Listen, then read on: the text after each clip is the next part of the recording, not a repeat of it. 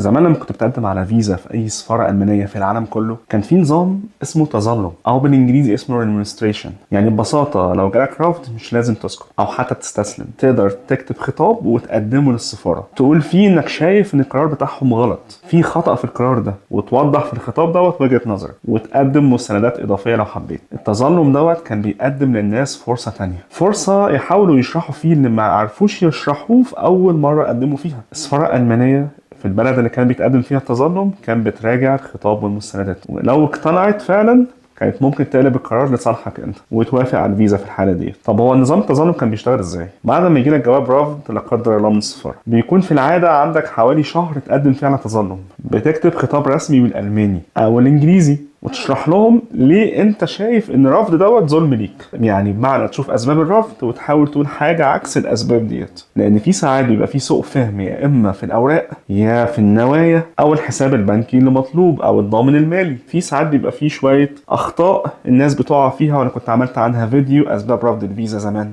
اوقات ساعتها كان الرفض ممكن يكون لاسباب بسيطه جدا، زي مثلا ناس بتقدم بكشف الحساب وهم لسه ما حطوش اصلا فيه الفلوس، او الغرض من السفر مش مشروحش كويس، الخطه اللي انت عاملها عشان تقدم فيها على بطاقه الفرصه الخطه نفسها مش قويه. والتظلم كان وسيله حلوه يخلي الناس تشرحه اكتر، يعني مثلا تدي مستندات اكتر، تدي حاجة أكتر، بدل ما يضطروا يعيدوا الملف من الصفر ويقدموا من أول وجديد. في ناس كتير على الجروبات وعلى الفيسبوك وعلى الإنترنت عامة كانت بتحكي إن هي أخدت فعلا قبول بعد ما جالها رفض وقدمت التظلم دوت. في ناس كانت بتستخدم التظلم دوت كده كده مش فارقة، حتى لو مفيش امل على الاقل بيجربوا محاوله تانية. بس العيب الكبير الصراحه ان التظلمات ديت كانت بتاخد وقت كبير جدا، في ناس كانت بتستنى شهور عشان يجي لها رد، والسفارات كانت مضغوطه جدا عشان ترد على الناس دي وبتتعامل مع الاف الطلبات يوميا. وده اللي فعلا خلى ان الالمان والحكومه الالمانيه تفكر في الموضوع ده تاني وتفكر في الغاء النظام ده بالكامل. طب ليه المانيا قررت تلغي نظام التظلم؟ وهل ده في مصلحه الناس فعلا؟ تعالوا نشوف في الحته اللي جايه.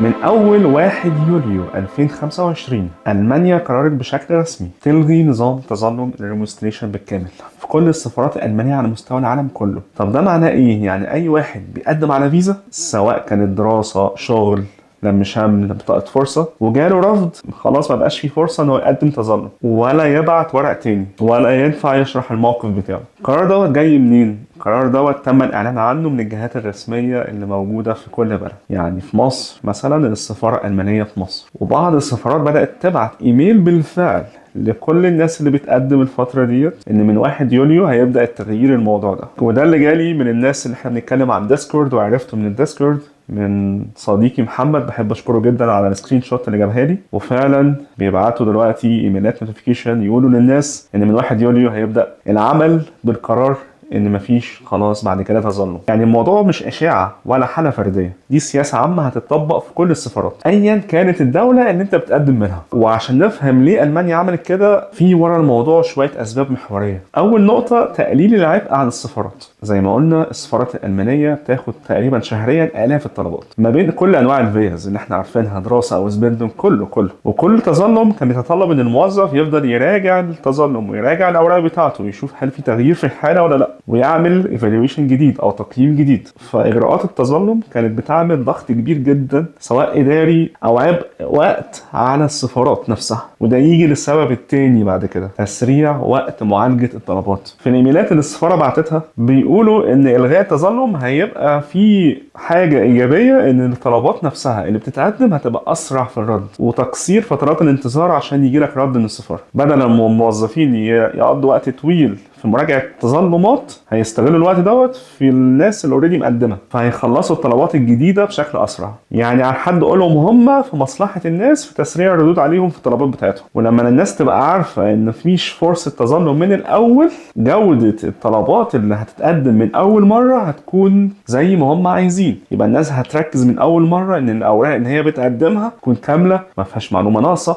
ما فيهاش معلومه غلط. وفي احتماليه كبيره ان ده مش توجه الماني فقط، بل توجه اوروبي بشكل كبير لتبسيط الاجراءات، وان هم يبطلوا قصه اللف والدوران عشان تاخد الفيزا. هم بالنسبه لهم شايفين وجهه نظر كده. ممكن يكونوا عايزين يخفضوا شويه نسبه الفيز اللي هي بتاخد الفيزا بعد لما يقدموا التظلم بعد الرفض، عايزين يقللوا النسبه بتاعتها. يمكن يكون ده التفكير بتاعهم. بس بعد برضو ما الحكومه الالمانيه حطت القرار دوت وهتبدا فيه التفعيل من 1 يوليو، الناس شايفه ان هو حاجه مش عادله، وان هو هيقفل باب قدام ناس كتير فعلا اتظلمت ومش عندها فرصه تقدم تظلم. والقرار دوت مش تغيير اداري بسيط، ده هيغير تفكير الناس بالكامل، اللي هو انا هقدم مره واحده والمره دي المفروض اتقبل، مفيش حاجه اسمها تظلم. لو اترفضت خلاص مفيش رجوع. البديل اللي هيكون موجود ساعتها ان بعد ما انت تقدم وتترفض للاسف يبقى هتقدم من اول وجديد، يعني تملى ابلكيشن من تاني، تدفع الرسوم من تاني، تحجز ميعاد جديد. وده اللي كان ميزه اصلا في التظلم، التظلم كان مجاني، ما كنتش بتدفع ملف جديد، ما بتدفعش تقديم على فيزا جديده. دلوقتي التظلم ما بقاش موجود وكان مجاني، فكان الواحد بيجرب وخلاص، ما هو كده كده مجاني هيخسر ايه. فالحوار ما بقاش دلوقتي مرهق، لا بقى بيشد فلوس ومجهود ووقت وتعب نفسي رهيب على اي شخص بيقدم اكيد. وانا حاسس بيك يا صديقي، بعد ما تستنى مثلا شهرين ولا 3 شهور عشان تتعالج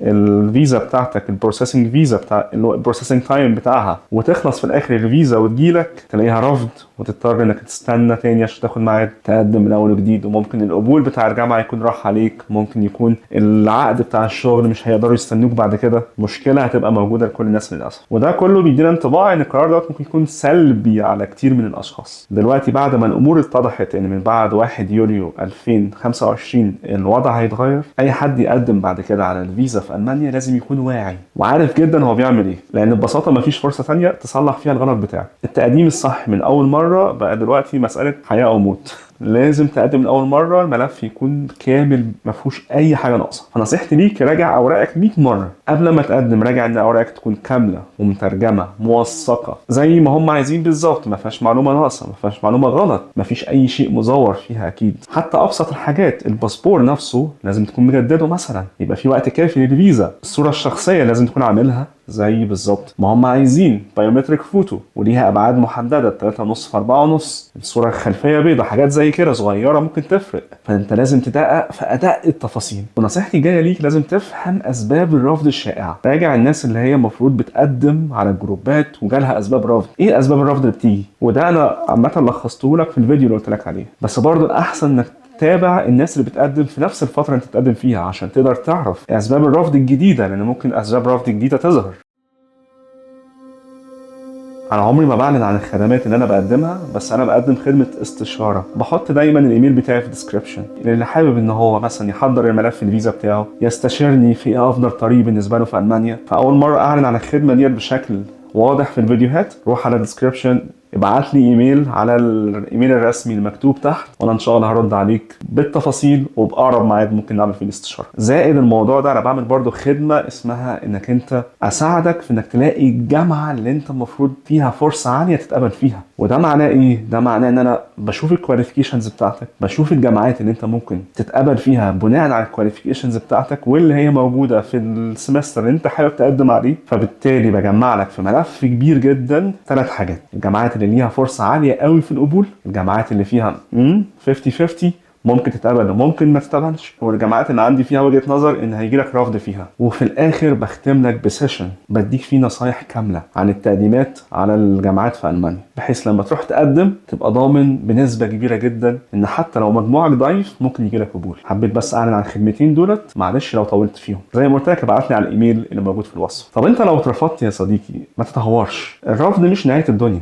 بس لازم تفهم السبب كويس قبل ما تعيد التقديم مرة تانية. لو قدمت تاني بنفس الورق وبنفس الاخطاء توقع نفس النتيجه، هتاخد رفض تاني ويمكن يجي لك اسرع كمان. لما يجي لك رفض من السفاره بيجي لك على هيئه خطاب رفض، وده بيكون موجود فيه الاسباب اللي هم رفضوك عشانها. فحاول تصحح الاسباب دي، حاول تعمل حاجه اقوى تقدمها، وخليك دايما عندك رؤية لبكرة مش النهاردة. اللي حصل حصل، افهم هتعمل ايه بعد كده. في ناس كتير اعرفها قدمت بدل المرة 6 مرات في المانيا، وفي ال7 اتقبلوا، 6 مرات رفض. فما تيأسوش. تحضير الصح والفهم الحقيقي لمتطلبات الفيزا هم السلاح القوي الوحيد دلوقتي انك تقدم وتاخد الفيزا. فشاركني في الكومنتات يا صديقي، هل شايف ان الغاء نظام التظلم ده قرار عادل ولا قرار سلبي؟ ولو كنت قدمت قبل كده على الفيزا في المانيا واترفضت وحصل معاك موقف مشابه، احكوا لنا في الكومنتات. وخصوصا لو قدمت تظلم. لو الفيديو عجبك واستفدت منه، ما تنساش بقى تعمل اللايك المتين والاشتراك في القناه عشان نكمل مع بعض واوصل لك انا اخر الاخبار